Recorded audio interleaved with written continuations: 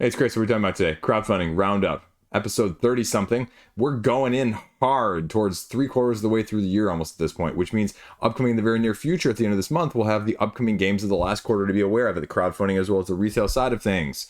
And a little bit later next week, we'll have a couple reviews as well as the don't buy anything at retail of the month as well, your favorite of the month, along with all the other favorites of the month. Let's go. Let's just do it. Straight into it. So Puerto Rico, right? The special edition Awakened Realms. This has been slowly teetering up all day and all evening that I've been looking at it, and it's already at $800,000. It's probably going to break $1 million by the time you are watching this. So this is the Puerto Rico special edition combo between Ravensburger and Awakened Realms. Do you need this? Now, they're going to put out some new stuff here. They're going to give you, all of the spiel about what Puerto Rico is and why you should buy Puerto Rico. But the bottom line of it is, just like with Burgundy right here, because if you're going to put it there, I'm going to compare it. A lot of this is going to be completely, deluxeified superfluousness, if you will, right? It's going to be nice to have bling on the table, but is it going to actually be functional? And that's my problem with the miniatures on the Castles of Burgundy side of things. The deluxe acrylic tokens, awesome. The playmat, fantastic. The, keeping the hexes in place with the little grid thing, absolutely. But the miniatures, the boats actually reminds me of a game that has cardboard boats. It's a kid's game of mine, Valley of the Vikings, where all it is you hold your coins in the boats, but the boats are, setup and teardown wise, probably tripling the amount of setup and teardown that there is in the first place. So I'm not really sure I need that or I want that. And again, I'd said this with Castles of Burgundy, right? Like I can't take that anywhere. I can't bring that to anybody's house. I'm not going to bring that to a game night. And now you're going to give me stretch goals, which content wise, value wise, which is what this page is going to scream to you about in a second. Well, portability wise, ease of accessibility wise, it's kind of a wash. That's my issue right here, right? New expansion, is it that balance? Similarly, talking about it with Raw, does a game that is this well thought of, 44th, whatever they said up top there a second ago, need more content? Can you improve on perfection? Not really sure. Quality of life improvements. I just mentioned several things that aren't quality of life improvements. You've got huge boxes that aren't going to be compatible or portable or fittable in what you've already got going on. Do you need a solo mode for this? Because every game needs a solo mode, right? That's what no one said ever. You'll easily pay twice the price for the core and the stretch. Well, that's fine. I don't know if I need the stretch. If this isn't one of my favorite games of all time, I don't think you should be getting the stretch. You can do it. You can separate it out like they've done here, right? They give you the commonality. They've given you all the expansions ever released. And, how do the expansions rank? That'd be where I'd be curious to see, right? Like, I look at other games like Isle of Skye or Simon's, whatever plethora of whatever, or Cloudspire, or any of those big company expansions. Which ones are the absolute necessary need this, make it better? And which ones are the you've only played it 100 times, so then you need it aspects of things? These boats and these resources look clunky to me. They look like it's going to be a huge, weight as well as size issue. So I just say, again, it looks pretty on the table, but the functionality of it, I'm not sold on it from that side of things. Plastic insert and slots for some of these. I mean, again, that's where the functionality could be better. Do they need to be bigger? It's easier for gameplay and readability, it says, but did it really need to be improved? Like, was it a big criticism of it in the first place? That's something I just don't know.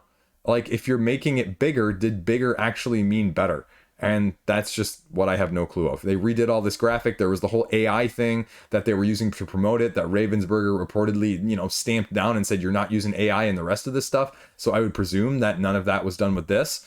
But again, do you need these ship miniatures, right? It's sort of like, coincidentally Cyberpunk right now with the, tank miniature and the mech miniatures, right? I won't be a hypocrite here. I'll say it's very much like anything else. Primal with the big dragons or Marvel United with the Sentinels, right? It's fine. Detailed resource PVC markers.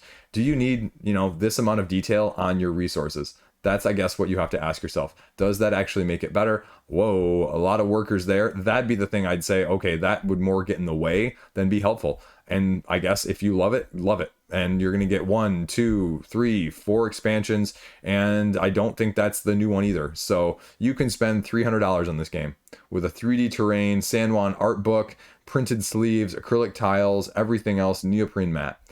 Again, I would look at this and say, if you're getting anything, it's the core pledge. That is almost the ubiquitous Awakened Realms answer more than anything else. You can spend triple that, but you're not going to get it any more playable than what it is in the first place. The only thing I'd look at deluxifications wise is the playmat.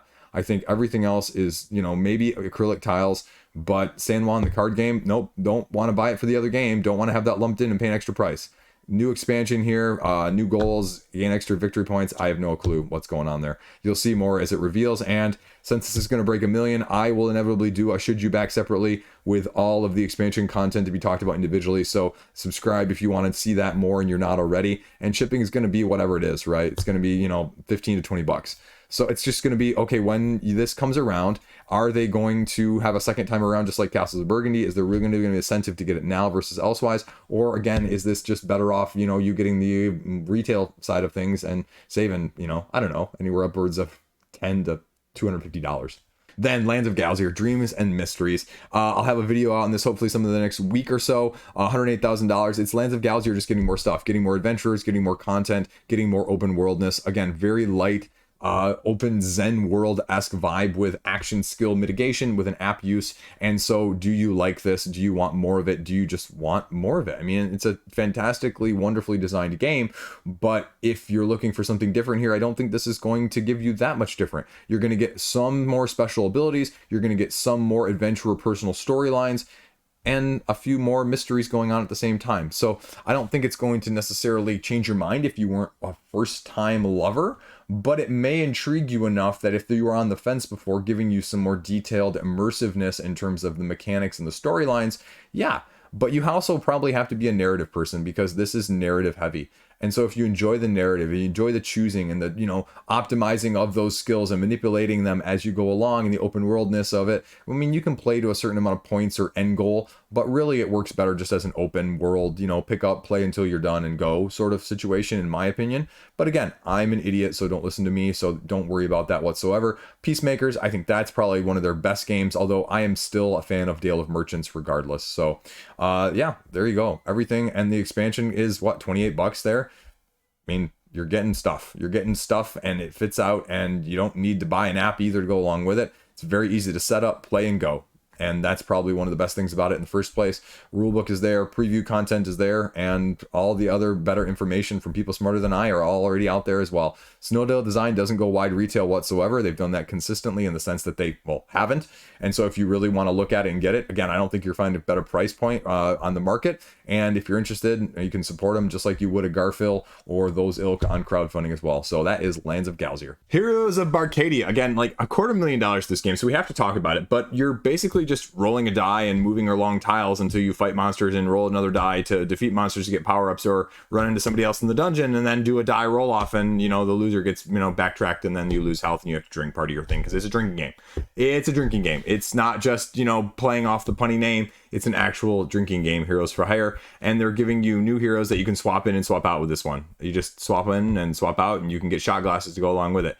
So not a big fan at all thematically. Not a big fan of alcohol use in games like this whatsoever. I think I've seen alcohol, you know, really ruin some situations and people from that aspect of things. So personally speaking, no interest in it whatsoever. But I mean, it's a huge market and so people like it and you can check anything you want. And they say you can use any liquid to play the game. Sure.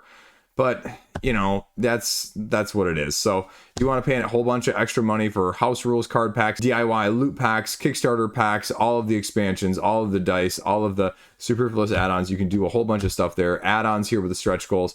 So again, like I said, it's got a market. It's got an audience. They're doing a great job from a business standpoint. And if you want to get all of the other stuff here, pin bundles, sparkle dice, plushie, again, I don't mind plushies whatsoever, but it's an adult drinking game, so take that for what you will. And if you're interested, well, you can go back it and give it a look-see from that aspect of things, and no judgment either way, because again, do you, I guess. There you go. Then we're talking Stacko Cats.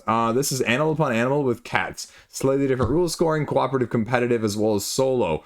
Because in one of the 3 variants, they say, as the main listed variant here, and this is the other main difference between this and like animal upon animal, is you grab 4 of these cats at the beginning of the game and you stick them into this little board. So they're like wedged in there, which gives it a whole lot more leverage and traction than a game with animal upon animal where those pieces can tip over a lot easier. So then you're scoring as you're putting these cats down, and you have to like count like 1, 2, 3, which, you know, whatever ones they're touching, you count how many is between the cat you just placed at the top or the sides and one of the cats at the bottom. And so that's points, and you want the least amount of points in those variants. You can have a black cat variant, you can have a black cat version of things, and that just changes the scoring dynamic. One of them you like multiply by 2, and then you add points or lose points, or all of those sorts of things that you may want. And it's going to be $29. So again, it's a dexterity based game. So from a dexterity game based standpoint, this is actually doing amazeballs. And so then you just draw and you count up your points, and if it knocks over the stack, then you have to take points extra, because again, points are bad in almost all these variants, and you just get more points and more points and more points until you can actually get a cat stacked on there successfully, and then count those points, and then the turn moves on, and the game goes until you've emptied all of the cats out of the bag. That's it. 79 grand though. Freaking amazing for a dexterity game, even if it's not for you. I think that's amazing. And that's sort of with Barcadia too, $250,000.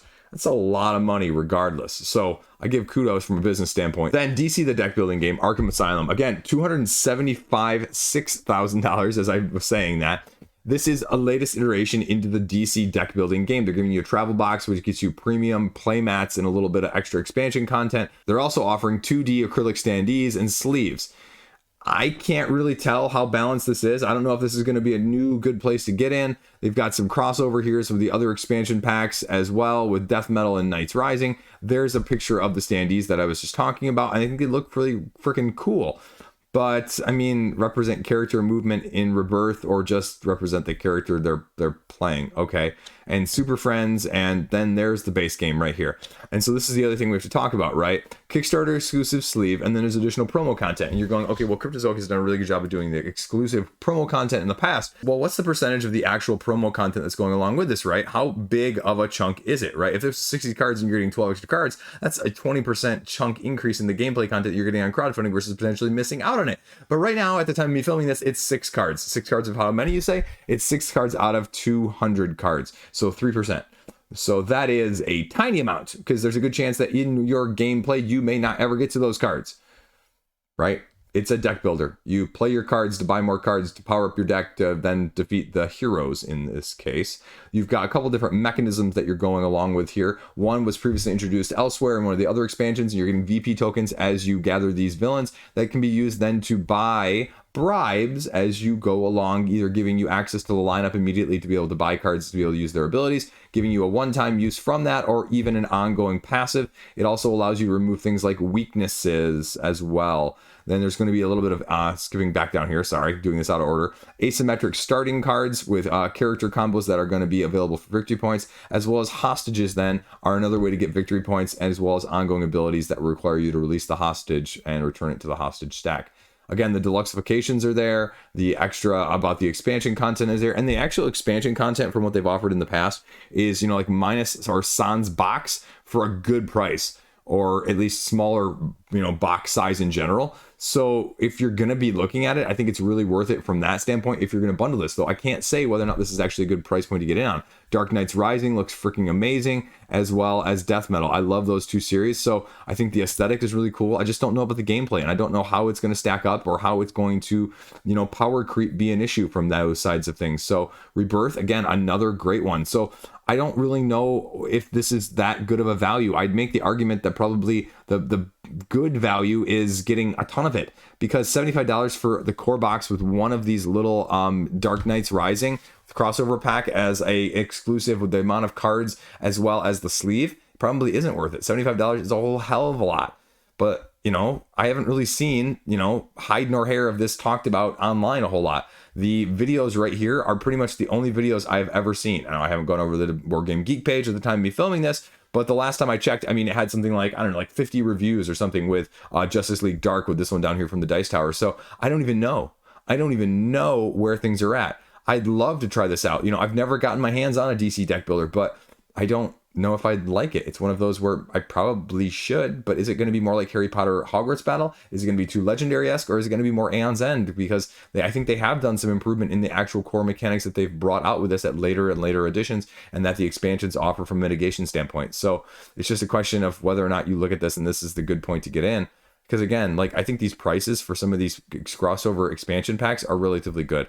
And I think that's why you're seeing people support it so much as a whole. Not because, again, this is like the perfect, core base game pledge, but because of all of those other things going along with it. Then we have a Wayfarers Tale, $50,000 as a, deluxified print and play.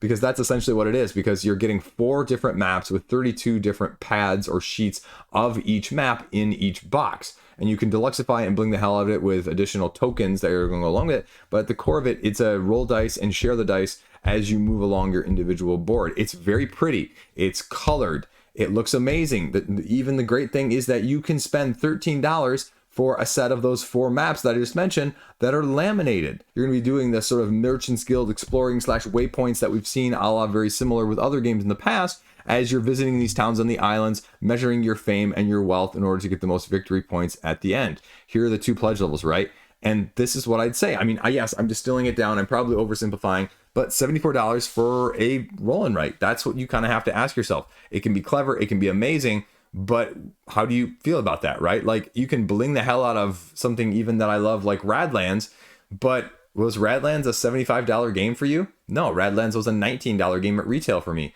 So that'd be my only issue or my only question. Again, that's me, so don't listen to me. Like I say, my advice is always horrible because I'm an idiot, as, I'm known to be. Again, you're getting dice, you're getting punch boards, you're getting, character sheets, a whole bunch of upgraded tokens.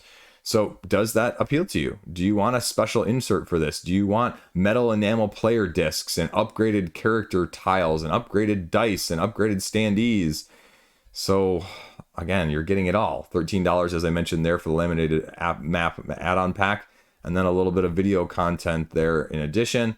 And you can download the free print and play light if you really want to sample it out and kind of see if it's for you. And so I'd say if you have any question or if you're even interested in this whatsoever, you should probably be printing this off and playing it before the campaign ends. And I don't think there's any excuse not to otherwise. Stretch goals are already included, they're saying. Shipping is going to be whatever. So that's going to be really the question of, do you feel like that's going to be a good value for you as a simultaneous 45 to 60 minute race game, pooling 4 dice together, adding 2 dice values to basically how you traverse across, right?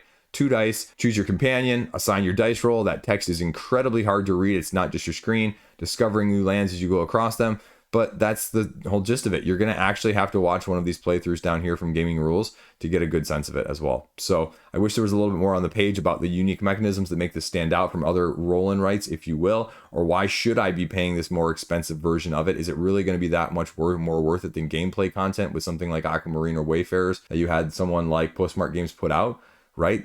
That's £5, €5 versus, 55 plus shipping, 75 plus shipping. That's a big discrepancy. Is your game 10 to 15 times worth it more than from that aspect? That's a question I'm going to leave up for you. So then we have Pantheum, $86,000 out of nowhere, right? Greek gods for the win, demigods of Olympia. So what you're doing is you have a market of demigods that you're going to be slowly buying and acquiring in order to get more passive abilities, in order to take better of the 3 actions that you're going to be doing, because you have a 3 action column system that you're going to be manipulating based on those 3 colors. You're going to be taking your god, moving them around to a different space on the board, playing those resources down under those individual tiles in one of the 3 different ways, either playing them, paying, or locking them. Locking them means you're transforming them into one of the 3 different terrains, as you can see here, that are represented by those colors in the first place. And you're going to be trying to score based off of those patterns or those arrangements of landscapes that you're, doing in the first place. And whoever can do that the best, the most, is going to be the winner. And you basically have a plan that you then, when all the victory point tiles are laid down, reveal and then see how many of them match up. You're recruiting these demigods with the costs that are going to be available to you in the various 3 colors, as I mentioned.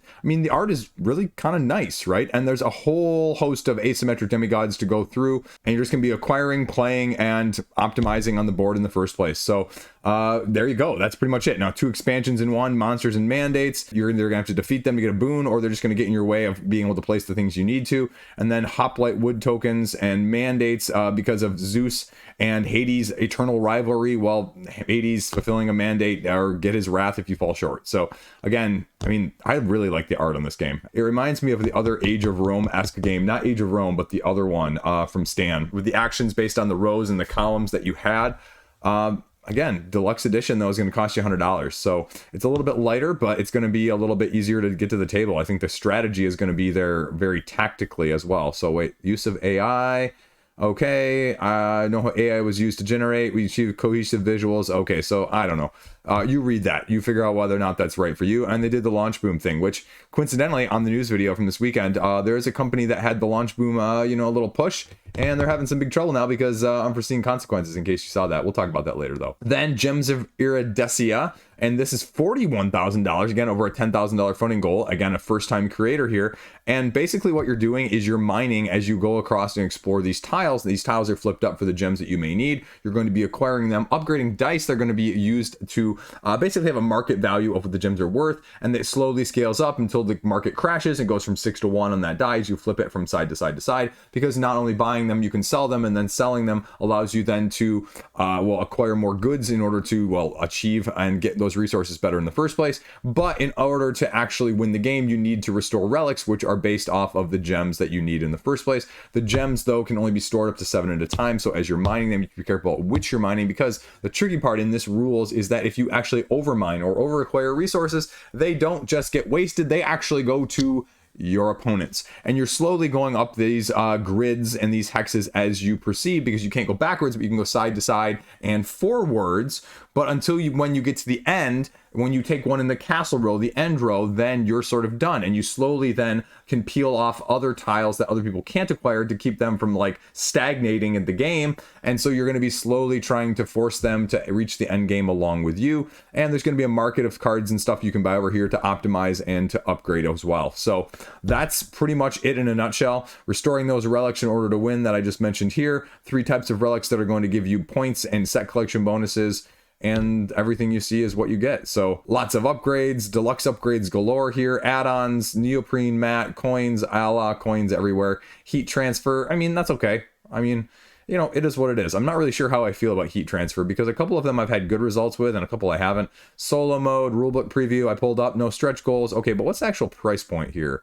Let's see. Okay, $50 for the base game. $17 off of MSRP. That's an expensive MSRP then. I mean, it's better than some of the other deluxe versions, and here you can look at a bunch of previews as well if you like previews and previews and previews and previews and previews. So that's what they've got going on there. But the rulebook is on the page, and I don't think it's complicated enough that you even need to watch a preview on this one. So you can see whether or not this sort of tile flipping, resource management, market manipulation is for you. You know what? We're going to talk about it because it's Root, right? Root, because next month we're getting the Root expansions, but now you're getting the role-playing game. Interesting that they'd split these 2 crowdfunding campaigns into 2 different ones, almost 2 weeks apart from that side of things. Anyway, new faction inclusion, dice, fan roll, ruins, and expeditions. I mean, it's almost $200,000, which I'd beg the question, are RPGers very much like dumb board gamers, right? Where you have all of these RPGs that you just never play and giving you just the same sort of vibe as all these board games that I will never be able to play simultaneously, right? I don't know. Vagabonds are there, but you're getting the 2 new ones from the Marauder expansion here, the Hundreds and the Keeper in Iron.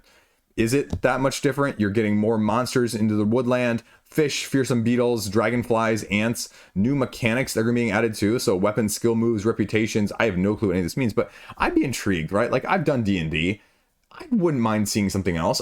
What do you guys think in the comment section down below? Is this one worth picking up? Is this significantly different than some of the other ones out there? That's the other thing. Like, I'm not an RPGer, so I can't tell you, like, is this significantly different than a lot of the other systems and models out there? I would assume it is, but if you're not a fan of Root, are you going to be a fan of the system as a whole? That would be my main question. And I guess the other thing I'm looking at here is when you see these dice based on the individual, factions, are they actually different?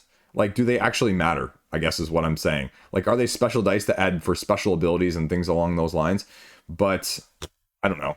I just like talking about it. I like Root. I like the idea of Root. I'm going to look heavily at that expansion, just like I did with the Oath expansion, but I'm not sure ultimately I'll buy it either, because again, it's one of those where, so you can get a whole bunch of stuff. I mean, you can spend $500 on this thing, which is crazy. So yeah, I mean, check it out if you're interested, if you're a Root person. And I guess that's the reason, right? It's Magpie Games, not Leader. So splitting there like Roxley and Dice Throne, I guess. That's cool. Toppa, we're going to talk about it because it's a quick light style, abstract, 3x3, tic-tac-toe in a different way completely altogether. I'm not really sure how I feel about it. If you look at this page right here, what you see is that you have a 9 space situation. You've got 3 yellow tokens, 3 red tokens, and 3 green tokens. At the beginning of the game, you take someone else's board, the other person's board, essentially. I don't know why I said someone else's. But you put their colored tokens in the bottom of any one that you so choose. And then you cover them all with these little toppers. And one by one, you reveal the toppers. If you reveal all 3 greens, you win. But if you reveal a yellow or a red, different effects are going to happen. As it says here, first red, rotate. Second red, rotate. Third red, exchange boards. So maybe you really want to get the other reds going if the other person has 2 of their 3 greens filled. Or yellow chips here, return a checker or a topper back to it. Second yellow chip, return 2 to your opponent. I didn't mention that. Set 3, though, is reset your board for your opponent. I mean, I need a hands-on with this. I could see myself loving this. I could see myself hating this. So I think it's a really cool concept, though. And he runs through how it was designed and all of that stuff back there. So it's $29. So if you're interested in it, it's a little abstract style game. 17 backers right now. Help him hit his funding goal if you're interested. Tell him Liege sent you. Next up, we're doing March of the Ants, redone, evolved edition here, essentially, $114,000. You don't like it? Well, Cole Worley has a quote on here, so you know what? You can hear from him how much he thinks of it. 4X, streamlined with better rules, better aesthetic, and, well, wooden ants to go along with it. Because what you're doing in the 4X style of things in 60 to 90 minutes, 1 to 5 players, is you're exploring these meadows, resource gathering, queen evolving, ant evolving, and extracting those resources to get the most points. Because you actually have an ant of 3 parts that's going to be made up that you're going to be evolving and upgrading throughout the rounds in order to get better bonuses and better passive abilities, as you can see here. You're going to exterminate or coexist because you're going to battle in this great tunnel, but with victory still comes loss, and we'll talk about that in a second how the battles are done, because you're sharing these territories until there are too many ants and it starts overflowing. When it overflows, then you start battling. Otherwise, you gather resources peacefully until then. So what you're doing here essentially is you're taking a turn-by-turn, round-by-round action. There are 3 main phases in this evolved 4X version of things. And the first phase is just like you're taking the main separate actions of the actual game. We'll scroll down here. I'm getting to the point. Worker placement phase, essentially. You're moving out, expanding the tiles that are going to be available to you. You're evolving your ant, or you're marching with your ants through the tunnels into new hexes, foraging, getting extra cards to evolve or triggering the events, as well as allowing you to set up goals, moving your larvae into the meadow in order to get them further out in addition. And then you're going to the soldier phase where you're battling over that tunnel like I mentioned. You count up the number of ants you have, you play a card face down, you get ferocity based on the evolution of your ant that was previously there, because again, like tougher ants, right? Gonna have better battle. Now the tricky part is the losers just like lose all of their ants, I believe, but then like the winner loses 1 ant for every 2 loser ants that are lost. So you're going to gain control, you're going to get resources, you're going to be able to evolve your queen better in the next phase, as well as feed the ants that you are working in the first place, capitalism style, but it's going to cost you. Slumber phase, score points for each one you control and all the colony goal cards that you have in addition, and then go until the next round. And when you go enough rounds, well, then whoever has the most points wins. I think it looks like a solid design. I don't know how I feel about it. This is what I try before I buy written all of it for me personally, because I just, I'm weird about 4X. 4X can be really cool, but my mind just doesn't always work that way. And Tim Eisner here has a good pedigree, so I mean, it's solid because this game also is a dark horse overall. So if it's getting better, well, there's a reason it's got $114,000 in crowdfunding right now. Then we're going over here with Overparked, 5,000 of 7,600. What you need to know is Japanese legend Tansan is illustrating this. It just looks kind of cool, right? Come Sail Away, Overbooked, you may know those from the Sashi and Sashi worlds, I believe. And you have these parking lot boards that you're going to be like rotating and then playing these cards to, these parking cards, in order to make, well, sort of objective-based point situations match up, right? You can see how you're going to be putting them here in order to then place them, not knocking down the cones, but then scoring points by connecting and achieving objectives while triggering combos. And so this is what you're going to be ending up with as a whole. Reminds me very much of the more recent game, I think from 25th century, was Junk Drawer, where you're doing similar things with just oddly shaped like Tetris pieces as opposed to the cards themselves. So you don't have empty spaces, then the game's over and the player with the most points wins based on what you got there. Rulebook is right there. And a couple comments overseas that you can look at here. $42. Yeah, I mean, this is indie sort of Singaporean game. So there you go. It's one of those fantastic looking indie ones that you're not going to find anywhere else. So if you want to support them and help them reach their funding goal, give it a look-see. Insectarium. Again, this sort of gives you a little bit of King Domino in the footsteps of Darwin type vibes, because essentially what you're doing is you're drafting these cards or these gear to a 3x3 grid that it's going to be point dependent by the token types that are aligned on the outside. and you just do that 9 times until the end of the game. You can see examples of the tiles here that you're going to be drawing from either or of the piles. They're going to mitigate or change the dynamics that are going to be available to you, and then you're just going to match depending on what 3x3s are going to be there and what you want to put in each of those slots. So that's the game in a nutshell. You can see how to play, you can see the rule book, you can see everything you need to know, and it's $35 as well. So I'm glad that they give you everything you need to play the game. Sorry, feeling a little facetious and sarcastic today. You can donate as well. So $75 to make it upgraded in deluxe. But that's all you need to know. That's the game, and it gives you some of their other previous stuff right here as well if you want to get... Oh, that's a lot of stuff. But Snowbright Studios, $10,000. They're funded. Give them a look-see. Aniversus, 2-player strategy game. You're a cat versus a squirrel, essentially. A deck builder where you're trying to lay these cards down in one of 2 rows. If they're placed in one row, they're going to give you the points to play them in the forward row, the attack point row, because you need to score up to 10 attack points at the end of a round in order to do so, because your opponent is going to be able to interrupt the cards when you're playing them as a reaction, but they're also going to get, after your turn is done, a reaction in order to stop you in case you get that 10 points. They have one chance to take some of your cards off of the field in order to mitigate that. And you've got asymmetric squirrels versus cats otherwise going on here, and it runs it down what you're going to be doing and refilling and rolling dice in order to mitigate that. And I'm going to leave it there. The rule book is actually only 2 pages right here. You can see all of what it's entailing, and that's it, right? You draw 2 cards, you perform up to 3 actions, you shoot, that's the thing I mentioned, and then you discard back down in case you have too much. So it's going to cost you, what is this, about $42 if you're getting in on it, and it's from Hong Kong. So if, again, overseas, give it a look-see. There you go.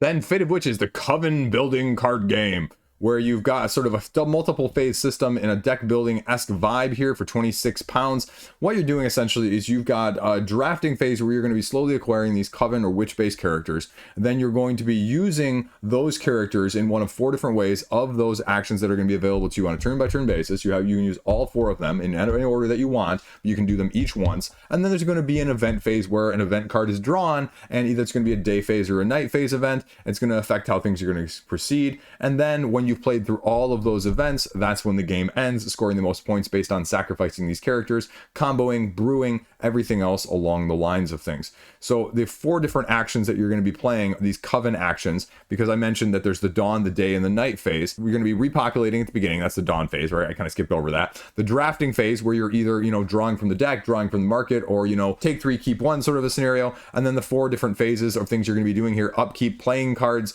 putting items on cards, sacrificing cards, or exchanging, resources for another. Then, like I mentioned, the day and the night events that might trigger things or affect those other areas in the first place. And they go through each of these, right? Accruing or attaching an item card there, playing an effect card here from a character card that's already out there. You can add a character to the cauldron or activate a previously placed card. Again, it's all relatively straightforward. It's just going to be what is on these cards, how are you going to do the combos, is it going to be of your so preferred mechanical creativity in that sense. So shipping is going to be what it is. I mean, it's kind of expensive comparatively, but not too bad either way. $34, and it's going to be about $15 shipped. So, it's almost 30% funded. So we'll see where it goes. Fated Witches. So there you go. Roundup this week. I was going to have the Don't Back Anything video yesterday. Decided to delay it so I could include a couple of these from this past week as well. And don't worry, like I said, Cyberpunk, Puerto Rico, they'll both have individual Don't Back It or Should You Back It videos as well in the future as they get closer down to the end and all the reveals happen. Because with Cyberpunk, how many expansions, more gameplay hopefully between now and then, kind of breaking that down, as well as Puerto Rico, what's that expansion going to look like, and is it actually something, mechanically speaking, that you're going to be interested in the first place? So all of that and more. News video maybe tomorrow, maybe Sunday, just depends on how I'm feeling. And I'm way behind on reviews still. I'm way behind on reviews. So maybe like an AEG special here with the Cascadias and Nocturne. Let's Go to Japan. I have all of those sitting on the shelf, as well as the redo of Wild Gardens and Fall of Lumen, which is going to be hopefully coming out soon, as well as Seventh Citadel. And what's the other one? I have 2 from Ludus Magnus. I think I have the Blood prototype as well. I'm just blanking on the names of these. And the Black Rose Wars Rebirth. So that is what I've got hopefully coming out in the next month or so, as I'm way behind on several of those. So I need to give a few of those people like Ludus and Seventh Citadel folks some... I apologize, and I'm working on it. So again, like all big games, right? So that's the trouble, right? When you've got that, when I just had Gears of War, when I had all of those other ones like Tales of the Red Dragon Inn, right? Like that's like expansive, that's massive, and that's hard to get through. And It takes me longer than I'd like, truth be told. And I still have Plaid Hat and Summoner Wars and that to detail as well, because their app is freaking awesome. So that's all I got to say. I got to go figure that out. Okay, have a great day. Have a great weekend. Do something fun. I'm doing soccer and stuff all weekend. So 2 games at the same time. They're running simultaneously, like every weekend. It's kind of irritating, but we're dealing with it. But that sucks, because I want to see both the kids play every game. And, you know, I only get to see every other. So, yeah.